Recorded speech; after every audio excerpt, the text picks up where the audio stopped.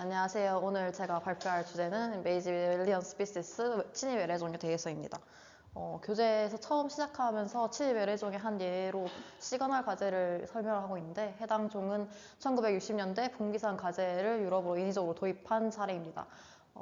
인위적으로 도입해서 스칸디나비아 지역의 가제 어업 회복을 시도했으나 이후 해당 종도 물곰팡이병을 옮기는 것으로 밝혀져 현재 유럽 전역으로 확산했고 토착 가제 개체군을 위협하고 있습니다. 생물종의 이동은 대부분의 종의 분산은 매우 느린 과정이고 해류, 바람 등 자연적인 경로를 이용합니다. 대양이나 대륙을 가로지른 전 지구적 이동 가능성은 매우 제한적이고 산맥이나 대양 등이 지리학적 장벽이 되어서 해당 가능성을 매우 제한적으로 만듭니다. 하지만 인류 세계에는 제약이 대부분 사라졌고 24시간 동안 지구상 거의 모든 지역을 연결하는 항공이나 배와 같은 교통수단들이 존재합니다. 인간의 교통수단은 종을 더 많이, 더 멀리, 더 빨리 분산시켜서 오랫동안 지속되었던 동식물의 지역적 차이를 모호하고 동질화시키고 있습니다. 글로벌 운송의 결과 중 하나는 유해종이 새로운 지역으로 유입되어 토착 생물 다양성과 해당 종의 서식처인 생태계에 해를 끼칠 가능성이 높다는 것을 의미합니다. 피겨 11.1은 하루 상업 운송의 엄청난 글로벌 규모를 보여주고 있습니다. 해당 세계 선들은 다음과 같고 이로 인해서 외래종 침입의 가장 주요한 요인이 인간으로 인해서 발생한다는 것을 보여주고 있습니다. 인베이지브 에일리언 스피시스에 대한 단어가 혼용이 많이 되어서 CBD에서는 해당 단어에 대한 공식적인 용어집을 만들었습니다. 토착종은 자연 범위 내에서 자연적으로 서식하거나 인간의 유입 없이 서식할 수 있는 종, 아종 또는 하위 분류원을 얘기하고요. 외래종은 자연 범위 내에서 자연적으로 서식하는 법이 바뀌거나 인간의 직접적 또는 간접적 도입이나 관리 없이는 서식할 수 없는 종을 의미합니다. 이때 침입 외래종은 그 중에서도 자생 생물 다양성을 위협하는 외래종을 의미하고 있습니다. 외래종에 관련된 통합 데이터 결과입니다. 조사 지역은 243개국가 해외 영토를 포함하였고 총 1,517종의 IAS를 기록하였습니다. 실외래종은 여러 분류군과 생물군까지 포함하였고 인류 활동이 닿는 거의 모든 환경에서 관찰되었습니다. 그림 11.2는 국가별로 기록된 침입외래종 수에 대한 세계 지도입니다. 침입외래종은 전 세계적으로 고르게 분포하며 특정 지역에 국한되지 않는 전 지구적 문제임을 시사하고 있습니다. 가장 많은 IAS를 보유한 국가는 미국, 뉴질랜드, 호주, 쿠바, 남아프리카 공화국 순이었고요. 국가를 국토 면적으로 표준할 경우 미국 등 경제 선진국들이 가장 높은 순위를 차지하였습니다. 뒤를 이어서 신흥 산업국가와 작은 열대 및 아열대 섬을 그 뒤로 잇고 있는데 이 중 개발도상국과 작은 아열대 섬은 감시나 관리가 미흡하여 더 추가적으로 늘 수 있는 가능성이 존재하고 있습니다. 외래종의 발견율에 대한 전 세계적인 추세입니다. 1500년과 1800년 사이에서는 매우 낮은 수준을 유지하였으나 1800년 이후 산업화 이후 기하급수적으로 증가하는 모습을 보여주고 있습니다. 1800년 이후 거의 모든 분류원에서 일관되게 나타나고 있고 포유류와 어류는 최근 수십 년 동안 새로운 외래종 발견율이 둔화되고 있습니다. 외래종도 처음 새로운 지역으로 도입될 때 군집 형성 과정을 성공적으로 거쳐야 생물 다양성과 생태계 내에서 영향을 미칠 수 있습니다. 도착, 정착, 확산 단계를 순차적으로 통과해야 하는데 이때 가장 먼저 처음 겪는 것이 기회와 분산의 한계를 극복하고 새로운 장소에 도착할 수 있는지를 우선적으로 판단합니다. 그리고 두 번째로 새로운 장소에 도착을 하였으면 생존하고 번식할 수 있는가에 대한 위기가 오는데 첫 번째 필터로는 환경 필터, 비생물적인 필터가 있습니다. 해당 종이 새로운 곳에서 개체후를 유지할 수 있는지에 대한 여부를 결정하고요. 성공적으로 통과하려면 새로운 환경이 해당 종의 생존, 성장, 그리고 번식에 적합한 환경을 갖고 있는지에 의존합니다. 두 번째 필터로는 생물학적 필터가 있습니다. 해당 종이 제한된 자원을 두고 토착종과 경쟁이나 포식, 병원균, 기생충에 대한 성공적으로 방어할 수 있는지를 증명해야 합니다. 이때 군집 형성 과정을 통해서 침입을 개념화하는 것은 매우 유용한데 왜냐하면 이를 통해 반복적으로 외래종을 제한하는 요인을 식별하고 관리하거나 통제할 수 있는 단계이기 때문입니다. 외래종의 분포에서 가장 널리 언급되는 제한 요인은 처음 얘기했다시피 종의 분산과 새로운 장소로의 이동 능력이 제한되는 것입니다. 분산 제한의 좋은 예는 전 세계 56개 지역에서 달팽이나 민달팽이와 같은 육상 복주류를 생물 지리학적 분포를 조사하고 인간 이동 전후를 분포에 비교한 연구 결과인데요. 처음에 인간 이동이 있기 전에는 자연적인 장벽의 분산을 억제하는 생물 지리학적 영역과 해당 복종류가 분포하는 지역이 일치하였습니다. 하지만 이후에 인간 이동 이후에 전 세계 복종류는 두 개의 큰 그룹으로 재편되었고 중요 요인은 상품 무역 경로로 밝혀졌습니다. 무역을 통해서 지리적 장벽을 뛰어넘는 새로운 지역으로 종이 도입되기 시작하였습니다. 육상 복종류가 인위적으로 새로운 지역에 유입되면서 전 세계 복종류의 군집은 점점 더더욱 유사해진 모습을 보여주고 있습니다. 인간은 의도하지 않은 이동이나 의도적인 도입을 통해서 새로운 지역으로 종을 이동시키는 매개체 역할을 할 수 있습니다. 해당 종이 가지고 있는 자연적 분산 한계를 이로 인해서 넘어설 수 있게 합니다. 해당 연구 결과 26%가 비의도적 유입이었는데 이런 비의도적 유입은 비행기나 기차, 보트, 자동차 등 사람의 운송수단의 히치하이커 형태로 발생됩니다. 예를 들어서 국제무역은 수입 농작물, 목재, 포장재, 물품 등에 섞여서 이동하는 중요한 유입원이고요. 여객기는 항공 이동량 증가로 유입 공유가 더욱 확대되는 모습을 보여주고 있습니다. 해상 운송항공은 외래종의 비의도적 유입을 핵심적인 역할을 하고 있습니다. 의도치 않게 유입된 사례입니다. 처음으로는 가장 침입성이 강한 세 가지 쥐 세 종을 얘기하고 있고요. 해당 종들은 선박을 통해서 전 세계로 확산되었고 원래는 도달하지 못할 외딴 선들까지도 도달할 수 있게 되었습니다. 그래서 그 결과 섬 생태계의 조류의 멸종, 개체군 수급 급감 등 극적인 생태적 파괴가 발생하고 있습니다. 유라시아 줄무늬 홍합은 원래는 유라시아 흑해나 카스피해 지역에 서식하던 작은 담수 홍합입니다. 플라크톤 형태의 유층이 원양 선박의 선박 평원수에 실려서 이동하게 되었고요. 전 세계적으로 여러 국가에 유입되었습니다. 범위 확장 속도와 생태적 경제적 영향이 매우 커 주목받는 사례 중 하나입니다. 카리바 잡초 또는 자이언트 살바니아라고 불리는 해당 식물은 브라질 남동부 원산의 부유 양치류입니다. 수족관이나 정원 영문용으로 수출되었다가 자연 생태계에 유출이 되었고요. 수로에 유입되어 오염된 선박이나 야생동물 이동 등의 통해 빠르게 확산되었습니다. 해당 종은 수면을 덮어 산소 부족을 초래해서 어류나 수생곤충 질식을 유발하고 있습니다. 또 의도적으로 새로운 생태계에 운반 도입되는 사례들도 있습니다. 일부는 새로운 야생 개체군을 형성하기 위해 도입이 되었거나 포획 재배 개체군이 탈출하거나 의도적으로 방출되어 번식 개체군을 형성하는 케이스들이 있습니다. 전체 연구에서 39%를 해당하고 있습니다.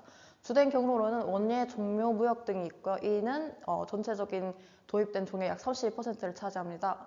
애완동물, 식물 거래 또는 농업, 임업 목적, 문화, 종교적 요인이 있습니다. 유럽 지리레기는 현재 북미에서 가장 흔한 조류 중 하나입니다. 원래는 유럽의 원산종이나 1890년대 초 뉴욕 센트럴파크에서 100마리가 의도적으로 방치되었습니다. 이후 북미 전역에 정착하였고 급격한 개체수가 증가하였습니다. 현재는 북미 전역에 2억 마리 이상 서식하는 것으로 나타나고 있습니다.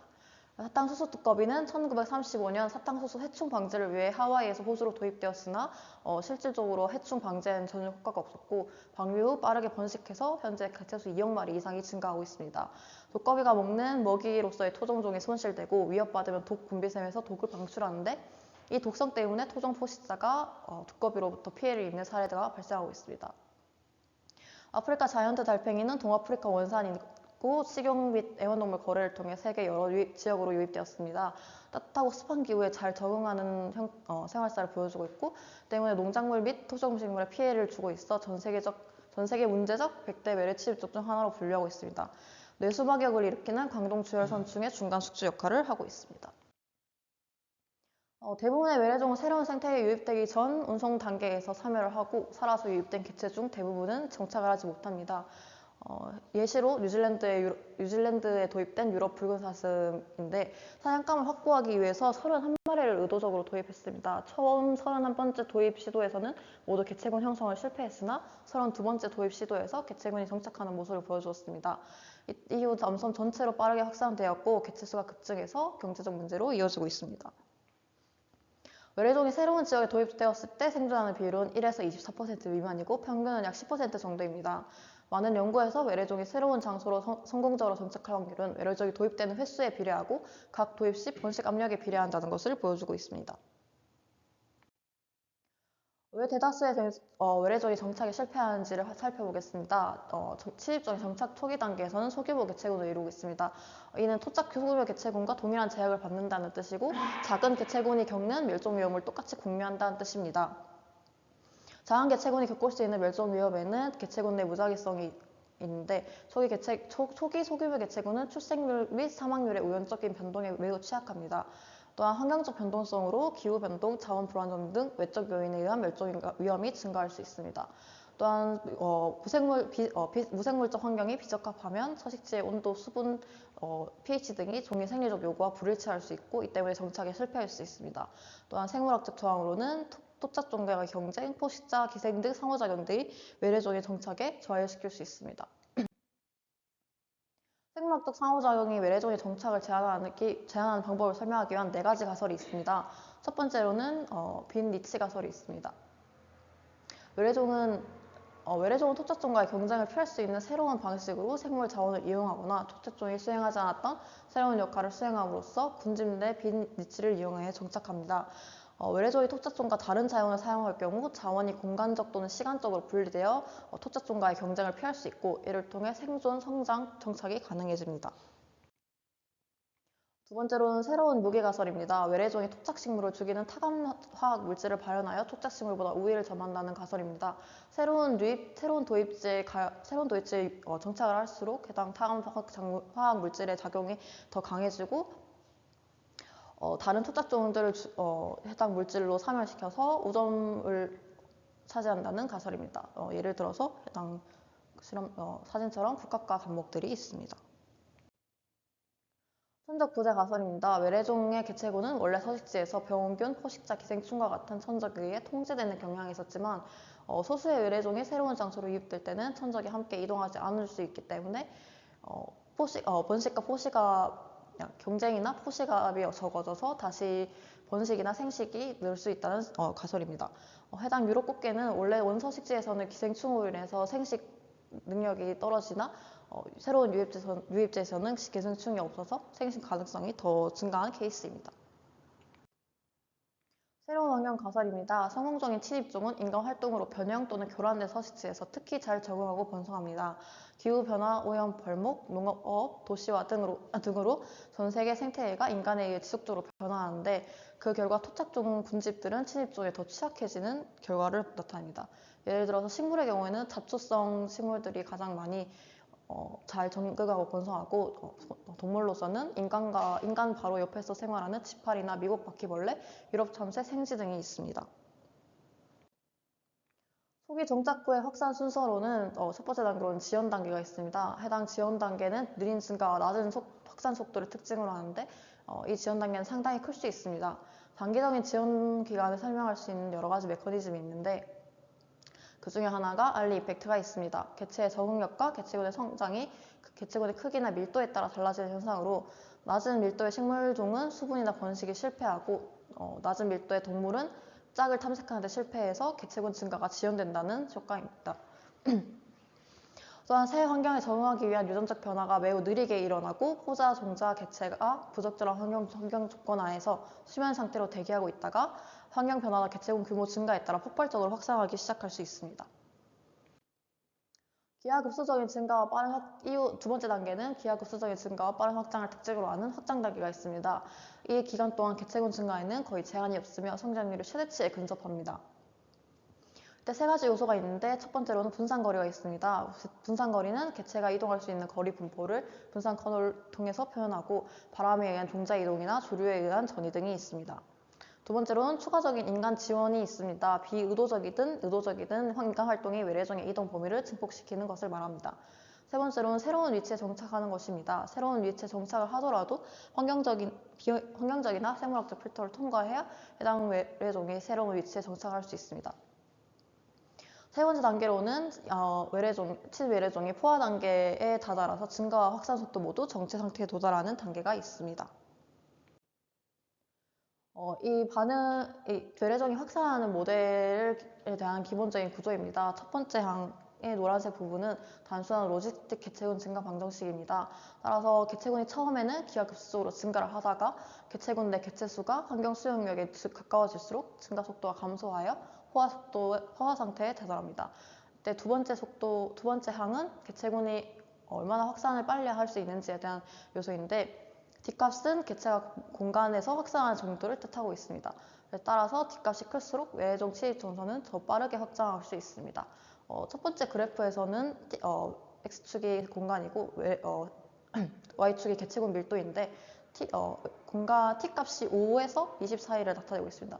T값이 0일 때는 확산을 안 하고 있다가 50 점점점 확산을 양옆으로 하고 있는 모습을 보여주고 있습니다. 그리고 15에서 20은 개체군의 밀도가 1에 수렴하였고 공간은 점점 더 확장되는 모습을 보여주고 있습니다. 이를 2차원 공간상으로 펼치면 B와 같은 그래프가 되는데 여기서 회색 면적이 외래종이 점점 차지하고 있는 면적을 뜻합니다. 그래서 해당 침입 범위는 시간의 제곱에 비례하여 증가하고 있습니다. 이런 모델 적용 사례는 남미에서 미국으로 유입된 아르헨티나 개미와 영국 전역에 유입된 뉴트리아, 칠레, 호주, 뉴질랜드에 유입된 엔시다에서 적용을 하였고 해당 모델은 더 현실적인 생물학적 상황에 맞게 쉽게 수정이 가능하고 침입점 관리에 응용 및 사용되고 있습니다. 생물 다양성에 미치는 영향입니다. 외래종의 경우에서는 서식지 손실과 파괴 다음으로 두 번째가 멸종 위기에 처한 종에 가장 영향을 많이 미치고 있습니다. 그중 예로 갈색나무 뱀이 있습니다. 갈색나무 뱀은 2차 세계대전 이후 우연히 뱀이 없는 괌에 유입되었는데 초기에는 지형기로 낮은 밀도를 유지하다가 이후 급격한 개체수가 증가되었습니다. 갈색나무 뱀은 새나 둥지, 알을 포식하는 수목성 포식자로 작용을 해서 총 12종의 조류, 특히 고유종 3종을 포함하여 멸종을 시켰고 8종의 조류 개체수가 90% 이상 감소되었습니다. 조류 외에도 다양한 토착 파충류나 포유류를 포식하여 결과적으로 괌 생태계 먹이망 구조를 근본적으로 재편시킨 예입니다. 해당 분석 결과는 멸종위기 종과 멸종종 총 738종을 분석한 결과 30종의 침입 포유류 포식자로부터 영향을 받은 것을 나타내고 있습니다. 전 세계 현대 멸종의 58%에 해당하는 인과 요인으로 작용을 하였고 특히 침입 설치류는 총 78종, 고양이는 총 63종의 멸종에 영향을 미쳤습니다. 뒤를 이어서 여우, 개, 돼지, 작은 아시아 몽구스가 각각 9종에서 11종의 멸종에 관여를 하였습니다. 치외래종으로 인한 베타 다양성 감소입니다. 베타 다양성은 지역 간 종 조성의 차이를 얘기하는데 외래종 침입은 지역 간 생태계의 종 구성이 유사해지는 방향으로 변화를 시킵니다.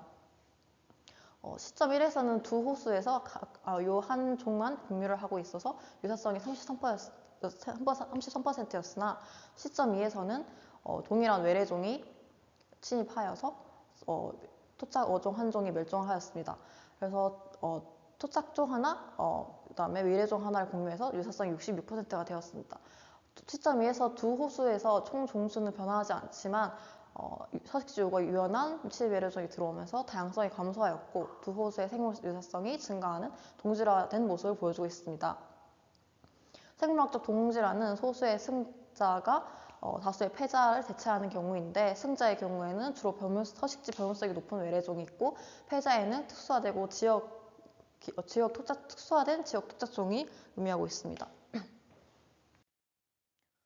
식물의 경우에는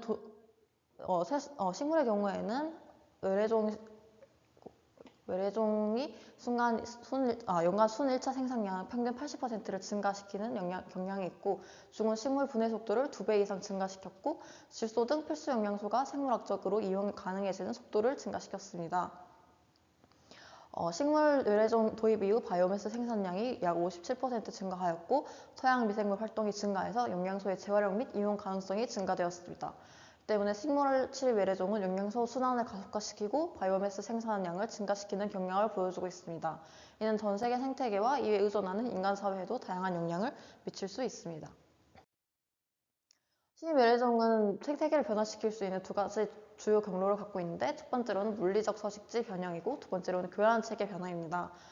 첫 번째 사진에서 보여주는 총알고등은 생태계 엔지니어링을 통해서 환경을 변화시키는 사례 중 하나입니다. 뉴잉글랜드 해안 전역에 퍼졌고 단단한 기질의 퇴적물을 제거하고 해조류의 성장을 억제하는 영향을 미쳤습니다. 때문에 갯벌이나 연습지가 바위 해안으로 변환하는 모습을 보여주었습니다. 교란체계 변화에서는 하와이에서 유입된 외래 초본이 잦은 화재를 발생시켜서 아열대 산림이 초지로 전환되는 모습을 보였고 플로리다 남부에 유입된 해당 식물종은 강한 화재를 일으켜서 모노코처 숲을 형성하는 모습을 보여주었습니다. 경제에 미치는 영향입니다. 미국과 인도에서 IAS로 인한 경제적 손실이 가장 많이 보고되었으며 농업과 임업에 많이 의존하는 브라질과 동남아시아의 여러 국가, 중국과 캐나다가 그 뒤를 이었습니다. 첫 번째 가장 많이 영향을 미치는 것은 인프라입니다. 인프라, 농업, 임업, 보건순으로 가장 많은 피해를 입히는데 인프라에 가장 영향을 미치는 예로는 다음과 같은 얼룩홍합이 있습니다.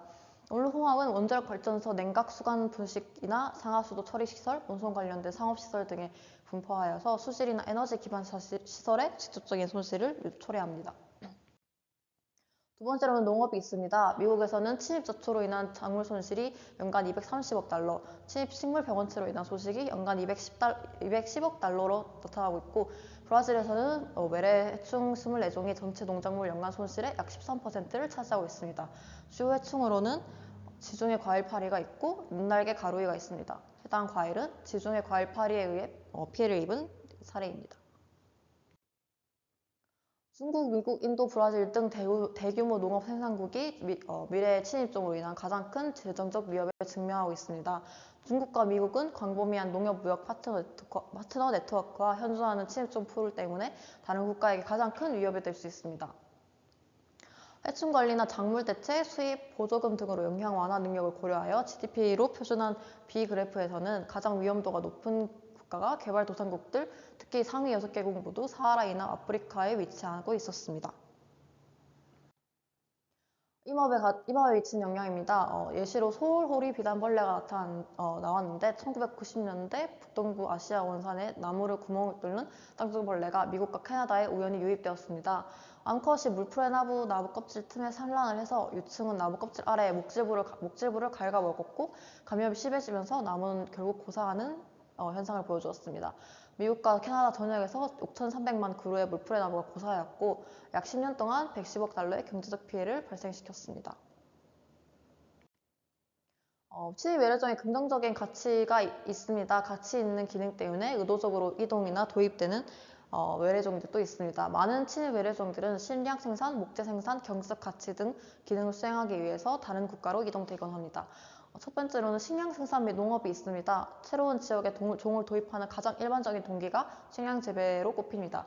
미국 식량의 98%가 외래 작물과 외래 가축으로 구성되어 있고 이 때문에 우리 식문화에 너무 흔하기 때문에 외래 기원임을 인식하지 못하는 경우가 다수입니다. 두 번째는 임업 및 목재 생산입니다. 높은 성장률과 목재 생산량 증가를 이유로 외래 수종을 숲에 도입하고 있습니다. 로즈폴 소나무라는 종은 스웨덴의 토종 구주 소나무보다 최대 32%더 많은 목재를 생산한다고 합니다. 세 번째로 낚시와 관광산업입니다. 환경에 부정적인 영향이 있어도 경제적 가치 때문에 도입되는 경우가 존재합니다. 브라운 송어는 뉴질랜드에 약 4억 달러 이상 수익을 창출하고 낚시 가이드, 숙박, 상점, 운송 등 지역 경쟁화를 활성화하고 일자리 창출에 도움을 주고 있습니다. 생물학적 방제입니다. 해충 방제를 위해 해충의 천적을 외래 지역에 방출하는 사례입니다. 그러나 생물학적 방제가 완전히 성공하는 경우는 약 16%에 불과합니다. 여기 보이는 하얀 진딧물이 사하라 이남 아프리카에서 주요 식량으로 사용되는 카사바 수확량의 최대 50%를 손실을 일으키는데 기생말벌이 효과적으로 개체수 조절에 성공하는 사례가 있습니다. 데이비스가 주요 2011년에 외래종에 관련한 주장은 총 3가지가 있습니다.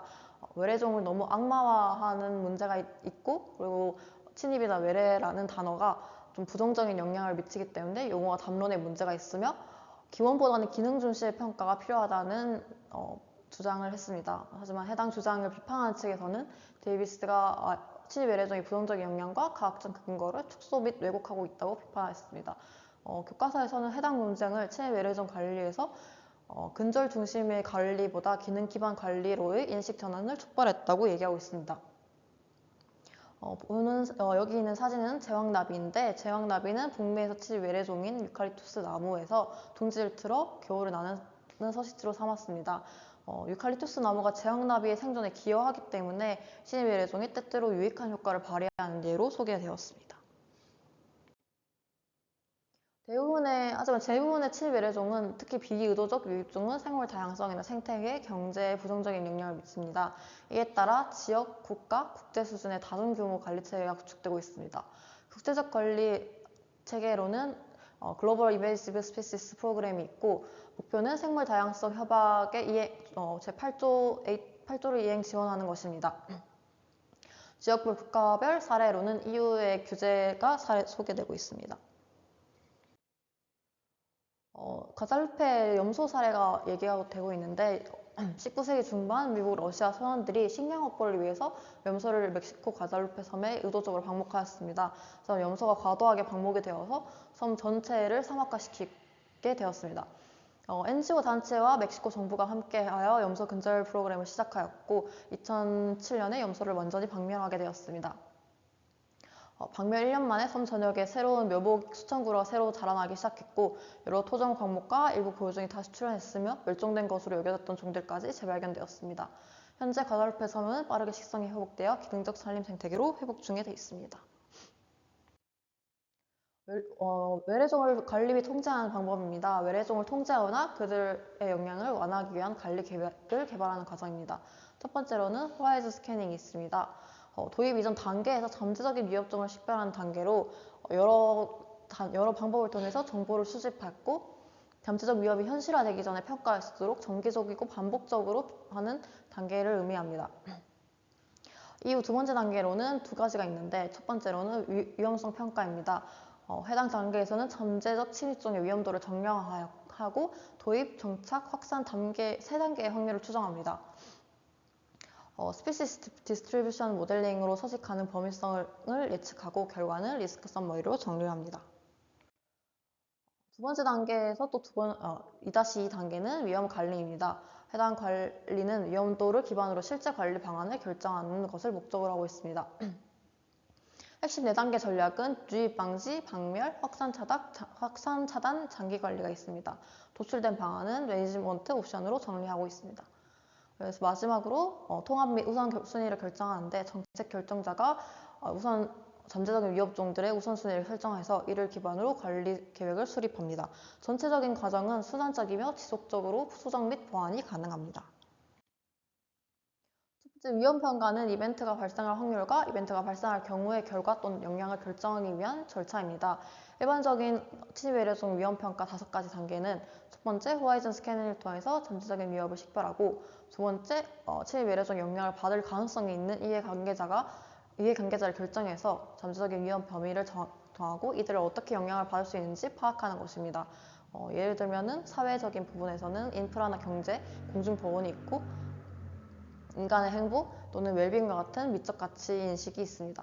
그리고 세 번째로는 위협을 분석하고 네 번째로 위협을 요약해서 다섯 번째로 검토하고 모니터링하는 것입니다. 위협의 두 가지 구성 요소는 위협이 현실화될 확률 또는 가능성이 있고 두 번째로는 위협이 현실화될 경우에 영향이 있습니다. 해당 구성 요소를 공식화하면 다음과 같은데 침입외래종의 경우에는 세 가지 요소, 도입 확률, 정착 확률, 분산 확률이 해당 위험에 영향을 줍니다. 그래서 때문에 세 확률 중 하나라도 0이 되면 전체 위협은 0이 됩니다. 예를 들어 도입 확률이 1이더라도 정착 확률이나 분산 확률이 낮다면 잠재적인 영향에 매우 낮은 수준에 불과합니다. 모든 IAS의 위협을 다 합치면 이런 수식이 나타납니다. 외래종이 유입, 정착, 확산될 확률을 추정할 필요가 있고 이는 전문가의 의견에 의존해서 확률을 추정하는 방법과 같은 정성적인 방법이 있습니다.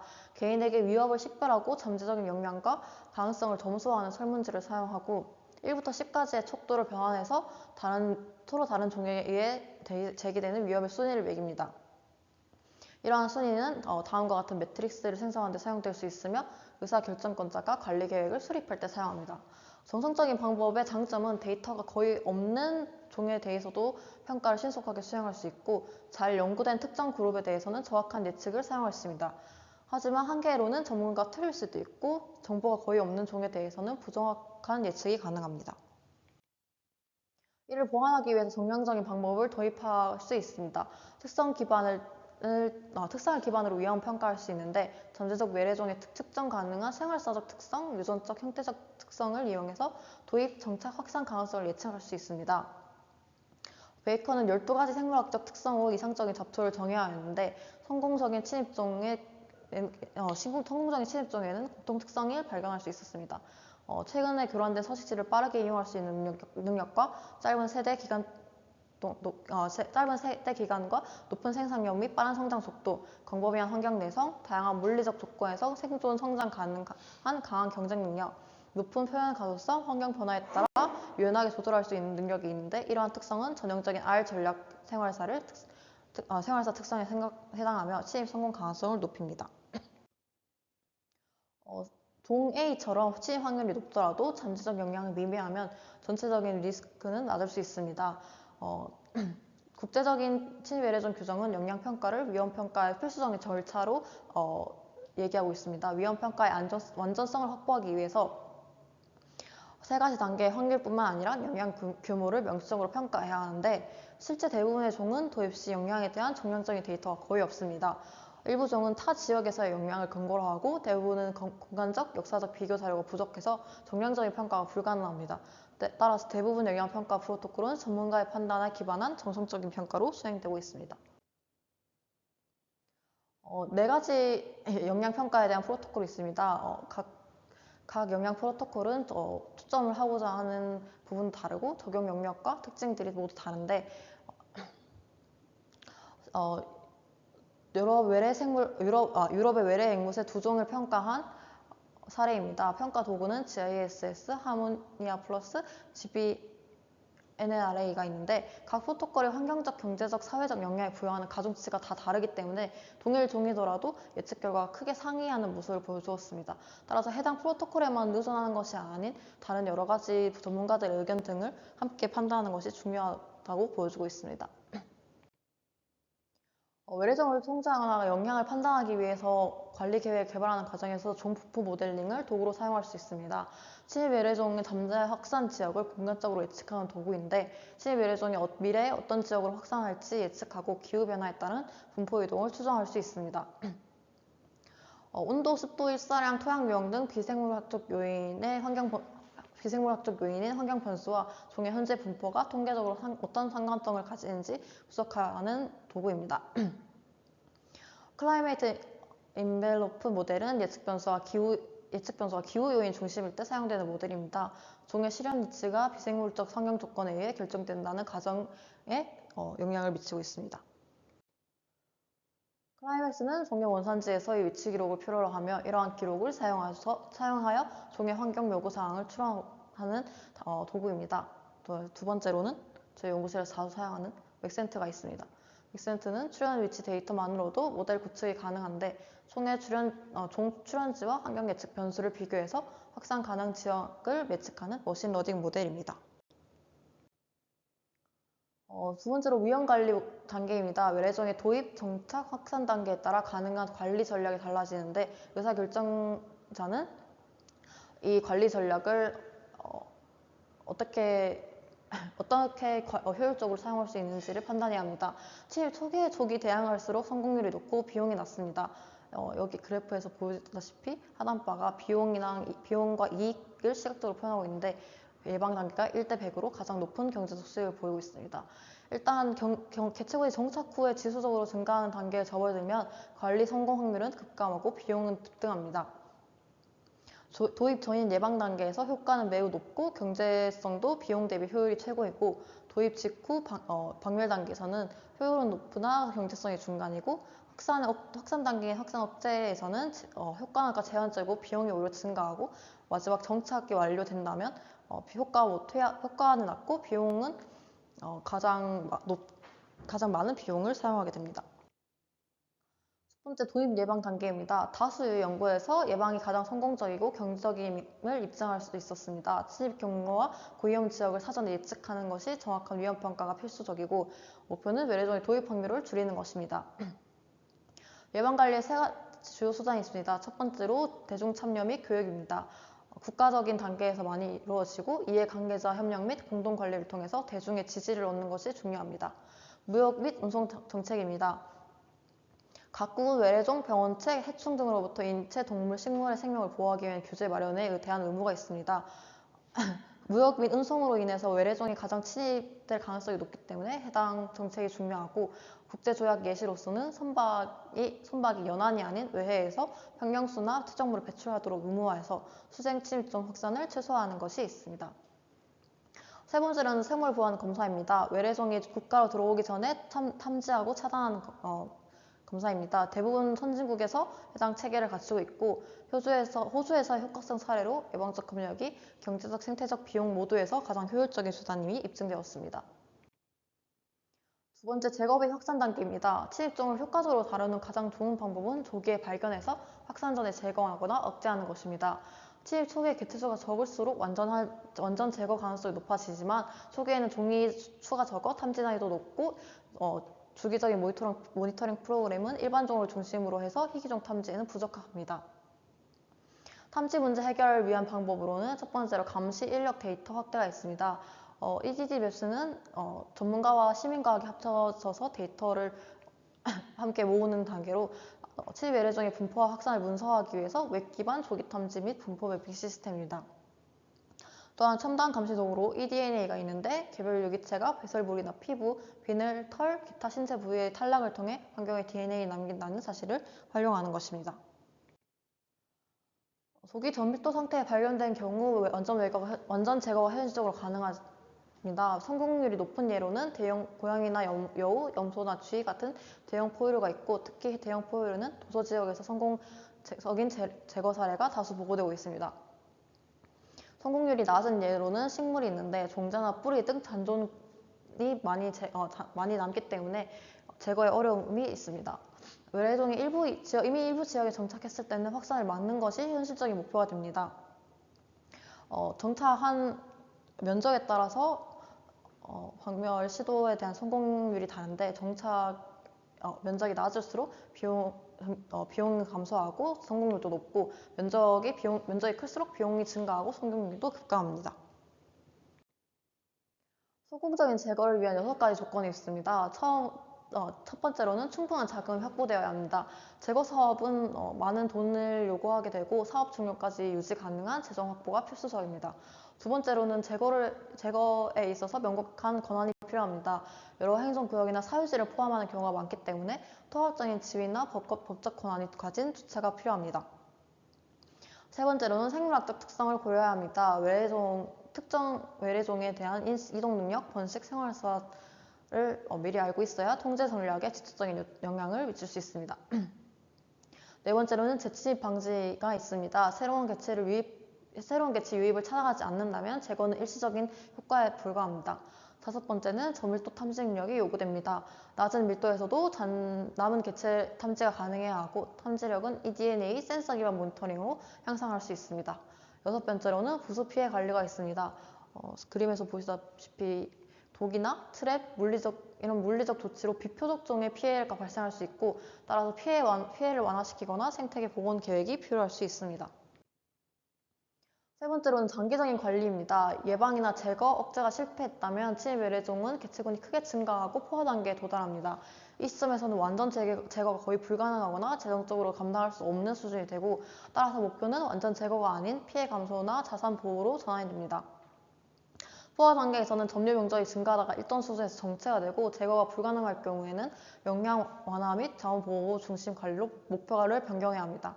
개체군 크기를 줄이거나 생태적 경제적 피해를 최소화하는 것을 핵심 방향으로 설정할 수 있습니다. 장기 관리 단계에서 일반적으로 사용되는 방제 방법은 첫 번째로 물리적 제거가 있습니다. 물리적으로 개체를 제거하는 방법인데 장점으로는 화학물질 사용 없이 직접적인 제거가 가능합니다. 단점으로는 노동 집약적이라서 인력과 시간이 많이 들고 물리적 교란이 발생해서 오히려 확산을 촉진할 위협이 있습니다. 때문에 효과는 있으나 반드시 면밀한 사전 계획과 사후 모니터링이 필요합니다. 두 번째로는 화학적 제어가 있습니다. 살충제나 제초제, 독약 등을 이용해서 목표종의 사망률을 높이거나 성장이나 번식을 억제할 수 있습니다. 대부분 종특이적으로 설계가 되고 사용 가능한 화학 물질은 국가별, 지역별 규정에 따라서 상이합니다. 단점으로는 비표적 종에 대한 부수피해 가능성이 있고 인체에도 독성에 대한 우려가 존재합니다. 일부 종은 화학적 방법 없이는 제어가 불가능하지만 환경이나 건강에 대한 영향을 신중히 고려해야 합니다. 세 번째로 생물학적 제어가 있습니다. 외래종의 천적이나 병원체, 기생충과 같은 자연적인 적을 이용해서 개체군의 생존율을 낮추는 방법입니다. 외래종은 종종 새로운 서식지에서 천적이 없기 때문에 개체군이 폭발적으로 증가할 수 있습니다. 따라서 원 서식지에 천적을 도입하여 조절하는 방식을 사용할 수 있습니다.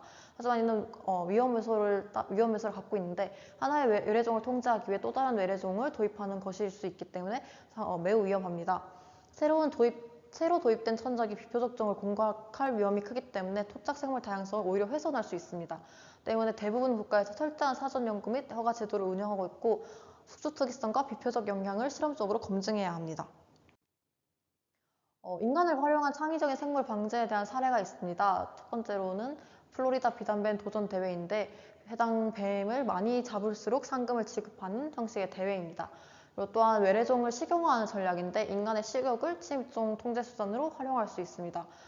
해당 전략을 가장 먼저 얘기한 로만이라는 사람은 인간이 토착종을 멸종시킬 만큼 사냥할 수 있다면 같은 힘으로 외래종도 줄일 수 있다고 주장하였습니다. 네 번째 새로운 생태계입니다. 치위 외래종의 모든 통제 시도가 실패하거나 비현실적일 경우 해당 생태계 내 외래종은 영구적으로 잔존하게 되고 기존 상태로의 복원은 불가능해집니다. 이를 노블 이코시스템이라고 부르는데 기존에는 존재하지 않았던 종조합과 상대적 풍부도를 보이는 생태계입니다. 외래종이 생태계의 구조나 기능을 근본적으로 바꿔 더 이상 제거가 불가능하고 제거 시 토착 군집이 오히려 붕괴되거나 생태계 기능 소실을 초래하는 경우가 발생합니다.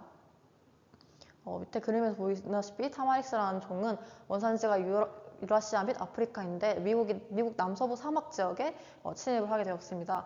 지하수 소모량이 매우 높아 수자원 고갈을 초래하였지만 동시에 희귀조류인 이 플라이캐처의 새로운 서식지가 되었고 딜레마가 발생하게 되었습니다. 타마릭스를 제거하면 토착 식생은 봉헌이 가능하지만 멸종위기종 조류인 서식지가 사라지게 되었고 토착 식생 회복과 멸종위기종 보호 간의 가치 판단이 필요한 사례가 되었습니다. 또한 역설적인 상황이 발생하는데 원 서식지에서는 멸종위기종이나 유입된 서식지에서는 오히려 번성하는 종들이 있습니다. 일부 외래종은 도입지에서 침입종으로 취급되지만 자생지에서는 멸종위기종입니다. 사례로는 이 노란관 앵무인데 자생지가 인도네시아 동부나 동티모르로서 국제 애완종 거래로 자생개체군이 급감하여 IUCN 등급으로는 C 등급으로 갖고 있습니다. 홍콩이나 싱가포르에 도입되었는데 애완종 유출로 야생개체군이 형성되었습니다. 때문에 도입지의 개체를 줄여야 하는지 멸종위기종으로 보호를 해야 하는지에 대한 의문이 생겼고 보존 가치를 기준으로 원산지로 둘지 현재 상태로 둘지 모호한 상태가 되었습니다. 기후변화로 인해 새로운 생태계가 확산되는 경우도 있습니다. 기후변화로 인해 대규모 생물 이동이 발생해서 종들이 고위도나 높은 고도로 이동하는 경우가 발생하고 있습니다. 이로 인해 과거에 없던 새로운 종조합이 형성되고 있습니다. 때문에 핵심 논점으로는 이러한 이동과 신생 생태계를 수용하고 적응해야 하는지 또는 기존 토착 군지의 보호를 위해 이동을 제한해야 하는지에 대한 논점이 발생하였습니다. 자연적 적응과 새로운 생태계 질서 간의 보존 철학적 갈등이 심화되고 있습니다.